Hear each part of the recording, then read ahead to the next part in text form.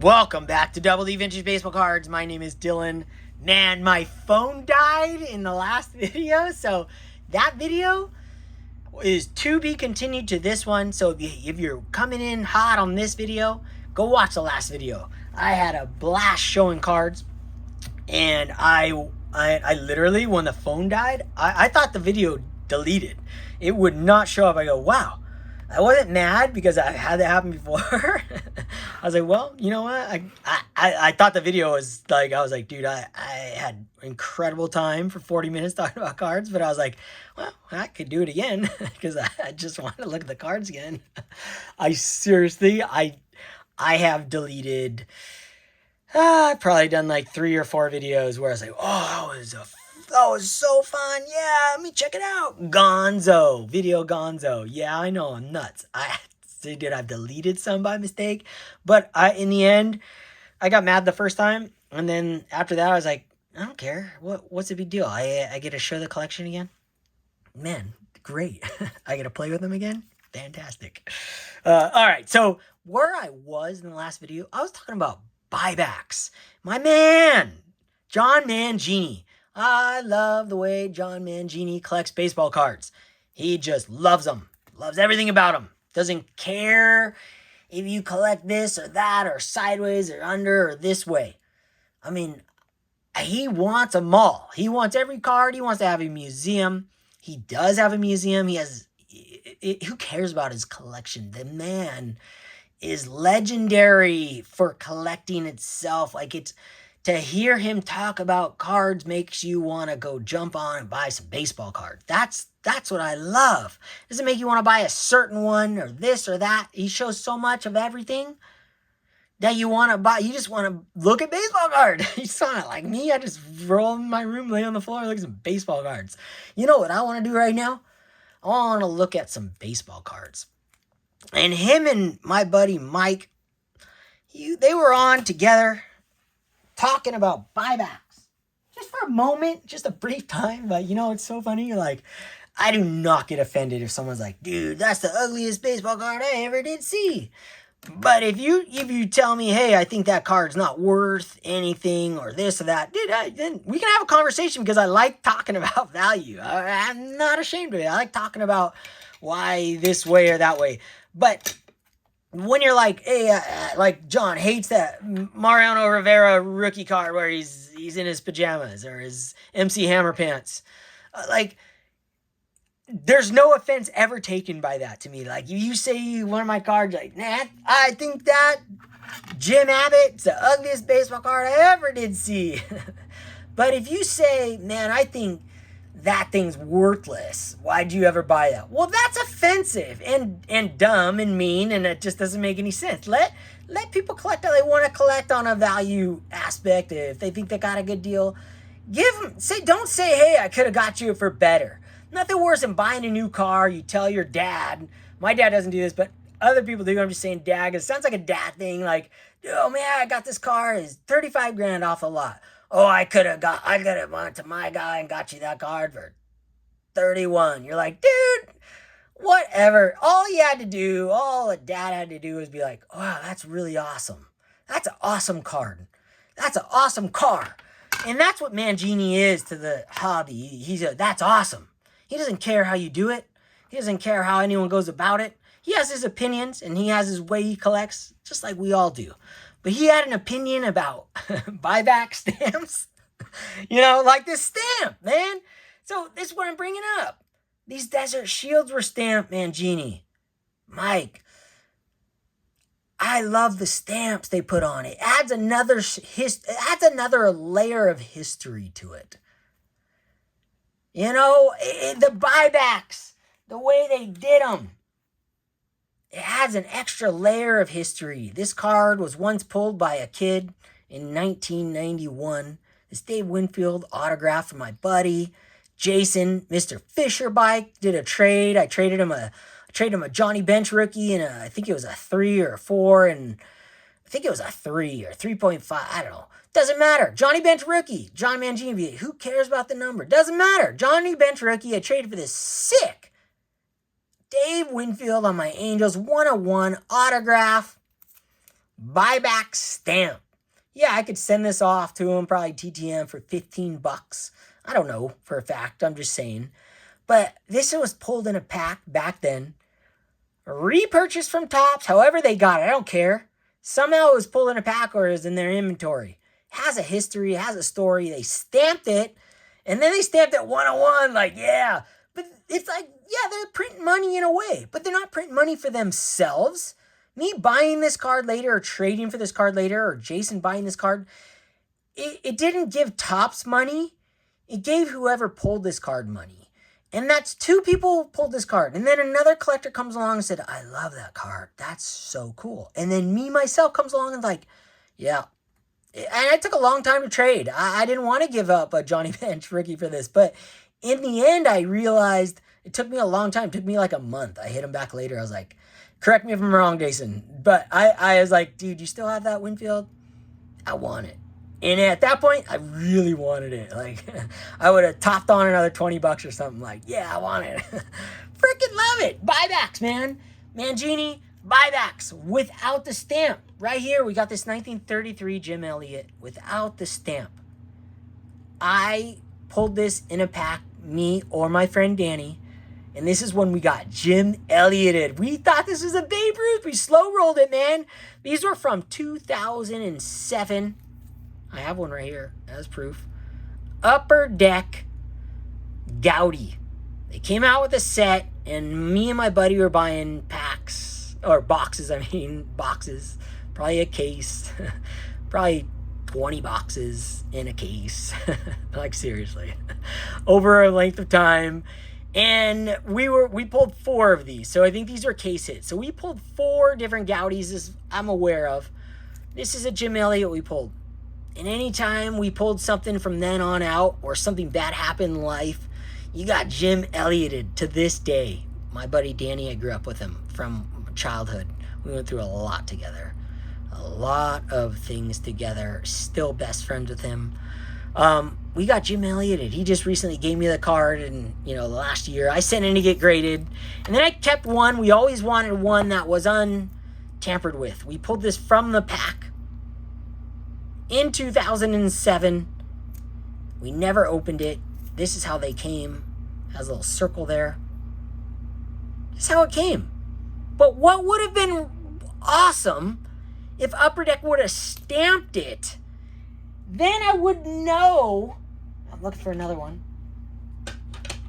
I would know that this card, or in this case, because I got it graded, this card was repurchased and repulled back in 2007. Double pulled! That's what I love about the stamp. It tells the history, it tells where the card, the first card came in a pack back in 86 in this case, in 1933 in these cases. I have more. We pulled a Hall of Famer as well, and another random player, which I have slabbed as well. I love it. I can't wait to slab this in one of my good slabs. That's why I love that. It adds a sense of history and value to me. I love gold. I love gold stamps. I love that they number their cards with a gold stamp. That's what cards companies do. I just think, to me, it's special. So yeah, call me crazy, call me whatever you want. But John, that's why a lot of us love the stamp. And let me put those back out there. Where did I put them? Over here. The ones without the stamp have the history still 1933 Goudey. But if it had the stamp, or in this case, this has the label that I created years back. And it has how I re-pulled this. Me and my friend pulled this in a pack. We pulled this in a pack like our hearts stopped when we pulled one of these. More than pulling an autograph, more than a super refractor. My buddy has a super refractor autograph, Bowman from 2007. I have it on my wall that he pulled.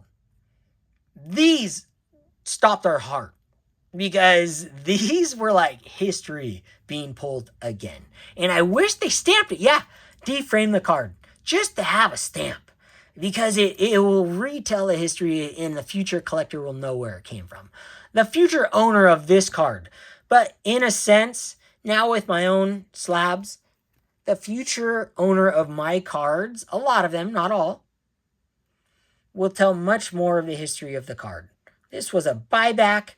This was pulled in 1986, repurchased from Topps, re-entered back when they did the 65th anniversary of Topps. You can look that up when it was. And in the moment, I was trying, but I'm like, dude, I can't spend 25 minutes on each label. I wish I would have, just to have that. I think I did on the other one because I have two different stamps. I have a blue version as well from a different year. This was a gift from Shane Shoebox Legends.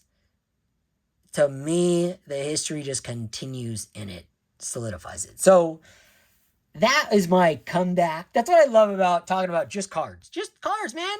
John doesn't like the stamp. I love the stamp. I don't take offense. I want to talk about why I love it. And he wants to talk about why he loves it without. Love it. Okay. I got two more sets of cards I think I'm going to share with you guys. Because this is technically a new video. So, yeah. These were supposed to be shared on that hour-long video I had prior. And it's still the same day for me. Same hour. So, yeah. I've been collecting some random cards because I want to see what they look like. And they're refractors. Close your eyes. Mike Petty, even though there's no way you're watching this one this far in. Although it's not that far in on the second modification. But this thing cost me $4, okay? $4. It's insane. These were pulled 1 in every 72 packs in 1998. Okay, 1 in every 72 packs. But every 72 packs, you're only guaranteed however many guys were in this set. So whether there were 10 guys or 20 or 2 or 100, I have no idea. I have the Ken Griffey Jr. version, and I thought it was so spectacular. The shine and how much I loved it because it's 2 cards in 1. That I'm like, man, can I find some more of these just ungraded? I don't care if it comes back in my grade as a 5. If I can spend $3 on a card, I'd way rather spend that than what I spent on the Griffey graded in a 9, okay? Like, my dumb brain said, yeah, I want one so bad. I bought it in a 9. It was like $90 or something stupid. I should have pulled it out. Love the card. But now I should have started with this $3 pickup and then graded it myself. And I graded this at 9.5. Mint plus. So this could gem out at PSA. 92 centering. I would say right now the only thing that would be holding this back from a gem mint would be the centering from what my memory serves me. Look at the... What do they call that? Shoot. Etching. Look at the etching on this bad boy. All over the place. I never understood the etching. I was talking to my buddy Shane for years. Like, dude, etching, what are you guys talking about? He's like, you'll see when you get the cards. You start collecting this stuff, you'll see. Now I see the etching. And this has etching on... It says etching on the side? Yes, it has etching on both sides. Look at flashback. Look at that flashback. Flashback. Oh, man, I love it. I mean, give me that card every day, every day. I bought a Deion Sanders the other day for $11 refractor. But it came and it was an unrefractor version. I was like, oh, man. So I hit him up. Gave me my money back. Said I can keep the card. So bonus. Got the card. Not a refractor, but it's a cool card. I'm not going to slab it. I want the refractors, man. 1 in 72. It ain't easy to pull that card right there, and it's a Tony Gwynn. Next card here, another experimental card. I said, hey, obviously the more you get into the higher guys like Frank Thomas's and the Ken Griffey Jr.'s of this era, probably should buy the ones previously graded, because most all of them are graded, and if they're not, there's probably something wrong with them. But when you get into guys like Tony Gwynn, I'm realizing, and guys like Andy Pettit, you don't need to buy them graded. But if you can, and they're at auction, yeah, go after it. But you don't need to, because most of these cards are going to come back in your collection. Once you look at them on eBay, you look a nice centered one, you look what you can look at, which isn't a lot because they're refractored, you can't see. You could find out, just take a chance. This one, I gave it the benefit of the doubt, and you might see what might bring it down to a 9 in what you're looking at right now, but the hulking is minimal around his arm, and the edges and corners and the surface, there's no scratches. And I don't know how to grade these perfectly.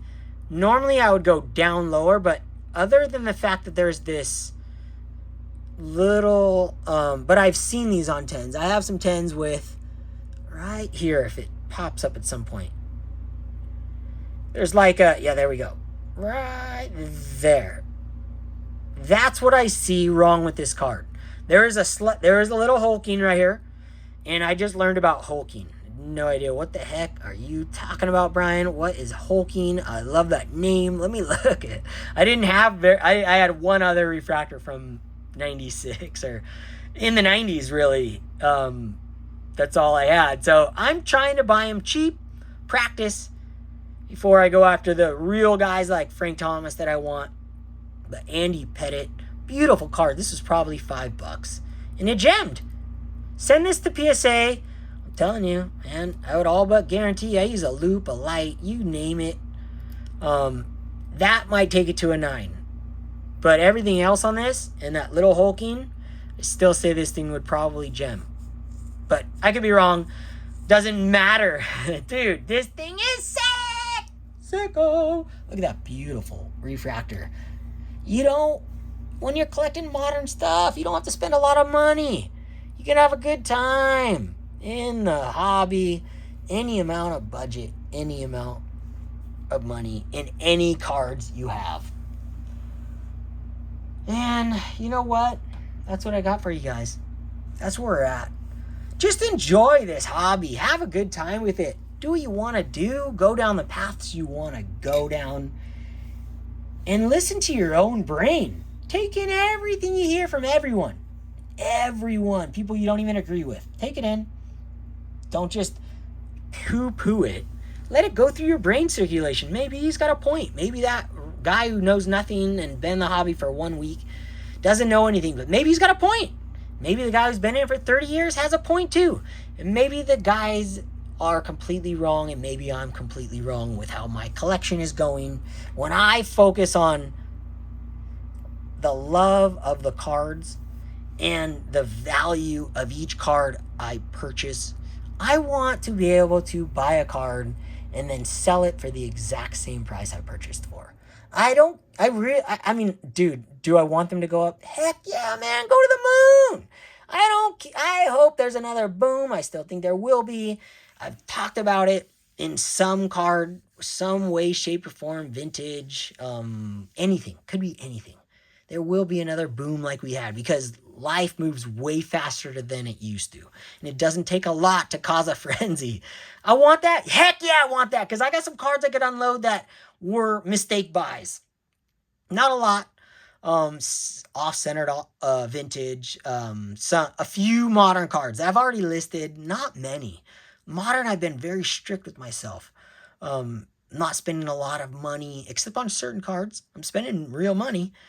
But you can go about this hobby in so many ways. And I choose to go about it in a way that makes me love cards more and makes me feel good about where my money's headed.